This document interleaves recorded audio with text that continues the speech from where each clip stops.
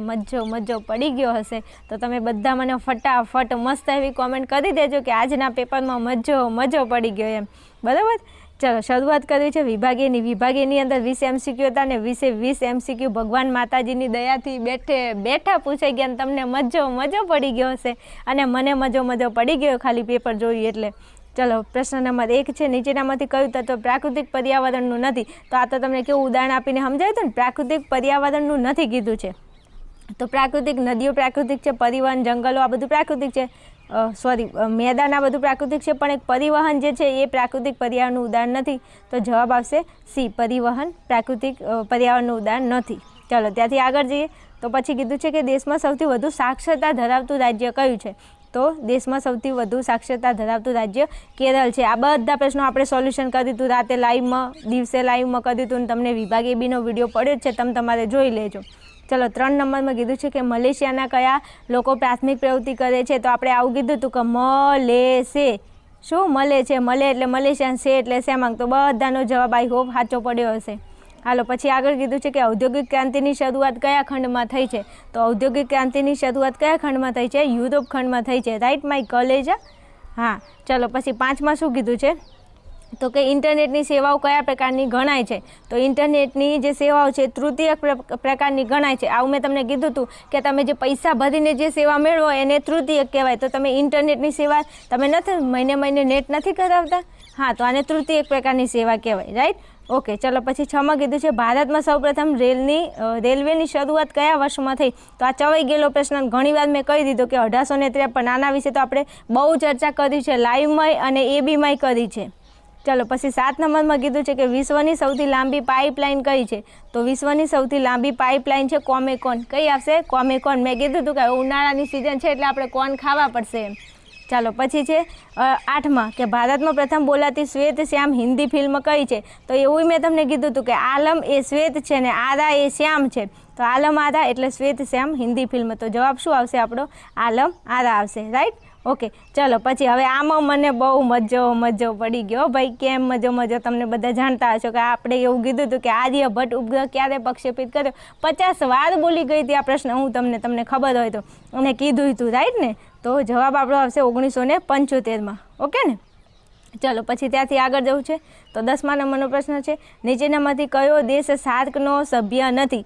ચાઉ ચીં આવું કીધું હતું એટલે બધાને મજો પડ્યો હશે ને આટલે હસવું આવ્યું હશે બધાને, હે ને. મારી યાદ આવી ગઈ છે કે બેન એવું કહેતા હતા ચાઉ ચીં. લોકોની વસાહત કઈ પ્રણાલી ધરાવે છે? તો માછીમારી પૂછી છે એટલે આપણો જવાબ શું આવશે? ચક્રીય, રાઈટ, ચક્રીય. ચલો પછી ભારતમાં શહેર માટે વસ્તીનો માપદંડ કેટલો છે? આમાં બધાને મજો નહીં પડ્યો હોય, કદાચ આ પ્રશ્ન સાંભળ્યો હોય ના સાંભળ્યો હોય, પણ આ તમને પ્રશ્ન પૂછેલો છે તો અહીંયા જવાબ આવે છે 5000. મેં લોંગ પ્રશ્નો ભણાવ્યા હતા ને, સાંભળજો બધાને કહું, મેં વિભાગ ઈની અંદર તમને જે પ્રશ્નો ભણાવ્યા હતા ને એમાંથી ઘણા ખરા પ્રશ્નો વિભાગ બી અને વિભાગ એમાં અમુક MCQ આપી દીધા છે, તમે જોયા હોય તો. તો જવાબ શું આવશે? 5000, રાઈટ. ચલો આગળ જવું છે એન્ટાર્કટિકા ખંડની માલિકી કોની ગણાય છે? તો એન્ટાર્કટિકા ખંડની માલિકી કોની ગણાય છે? તો વૈશ્વિક. કોની ગણાય છે? વૈશ્વિક એટલે વિશ્વની. આ મેં તમને એવું કીધું હતું કે આ ક્યાં આપણા બાપાનો છે? હા વિશ્વનો છે. તો જવાબ વૈશ્વિક આવે. પછી આ અમૂલ ડેરી કયા શહેરમાં આવી છે? તો આમાં તમને મજો પડી ગયો હશે, કારણ કે આ કોઈ કહેવા જેવી વાત છે? આપણે બધા નથી આનંદ અમૂલનું દૂધ નથી પીતા? તો કે હા બસ. તો ચલો મારા કલે જાઓ, જરા કોમેન્ટની અંદર જણાવજો કે આજે કેવો મજો પડી ગયો ને તમારું પેપર કેવું હિટ ગયું, બસ લખજો જરા હો.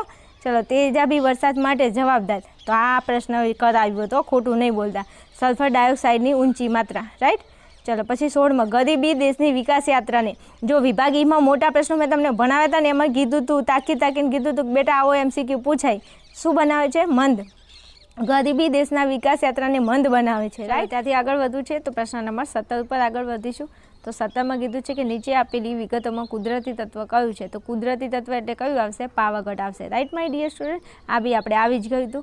ચલો પછી 18માં કીધું છે કે નીચે આપેલી માહિતીમાં કયું તત્વ સાંસ્કૃતિક નથી? જો સાંસ્કૃતિક નથી એવું કીધું છે તો વસાહત, રાજ્યમાર્ગ અને મેટ્રો રેલ આ બધા સાંસ્કૃતિક છે, પણ આ ગ્રેનાઇટ જે છે ને પ્રાકૃતિક છે, રાઈટ. ઓકે તો ગ્રેનાઇટ જવાબ આવશે. ચલો પછી તમને 19માં શું કીધું છે? તો કે સમમૂલ્ય રેખા પદ્ધતિમાં શું દર્શાવી શકાય છે? તો સમમૂલ્ય રેખા પદ્ધતિમાં શું દર્શાવી શકાય છે? તો કે તાપમાનનું વિતરણ દર્શાવી શકાય છે, રાઈટ. ચલો પછી 20માં કીધું છે કે જીપીએસ પ્રણાલી વિકસાવનાર દેશ કયો છે? તો જીપીએસ પ્રણાલી વિકસાવનાર દેશ છે USA, રાઈટ. માય કલેજા આવડ્યું હશે ને એવું આશા ઉમ્મીદ રાખું છું. જરા સરસ મજાની કોમેન્ટ કરજો. લગભગ 100 ગુણના પેપરમાંથી મોટા ભાગના એટલે 80-90 ઉપરના પ્રશ્નો આપણા બધા આઈએમપીમાંથી આવી જ ગયા છે. તમે તાર મજો કરજો એમ. ચાલો વિભાગ બીમાં તમને પ્રશ્ન નંબર આપે છે 21માં, કયા સમયગાળાને સંશોધન યુગ કહે છે? આમાં તો મેં તમને તાકીને કીધું હતું કે આ ચવાઈ ગયેલો પ્રશ્ન છે.